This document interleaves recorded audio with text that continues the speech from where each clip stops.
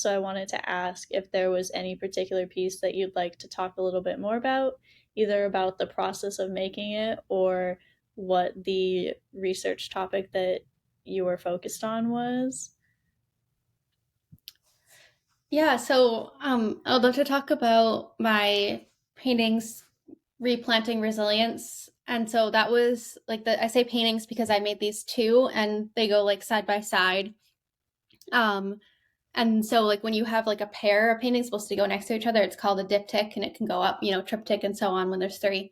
And so anyway, this is a diptych and I did that one because I kind of like the effect of like the two paintings framed on their own, but like having the image be continuous between the two. But also because they were quite large, like for what I'm used to painting. And so it was like more manageable to work with like two different pieces of the watercolor paper. And what I am showing in replanting resilience is basically like this like coastal, like grassy coastal marsh. And so I think those landscapes are really beautiful, but also learning more about them, they're like super important for like water filtration, like clean water. And they host a lot of like super unique species. They also help with like stopping like flooding, like kind of like break up waves and stuff and help with like sea level rise.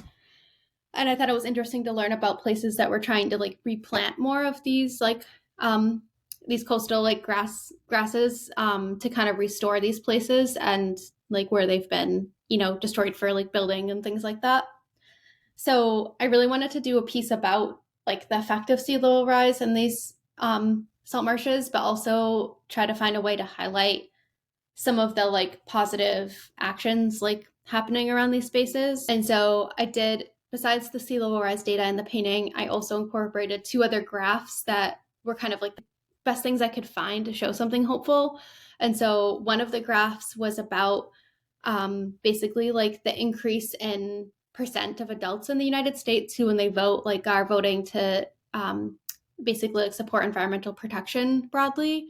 And then the third and final graph that I incorporated was about the amount of land being set aside in the Northeast for national wildlife refuges. And so I tried to like show in my painting like people like planting grass, restoring that ecosystem, monitoring it. I try to show people like observing the data and show people just like enjoying that landscape. And I'm really proud of the message I was able to put in because it was hard to figure out like how to tell that story and it ended up being complex. So I think not everyone who looks at the pieces is going to get the whole story, but everyone's going to come away with probably like different parts that they notice.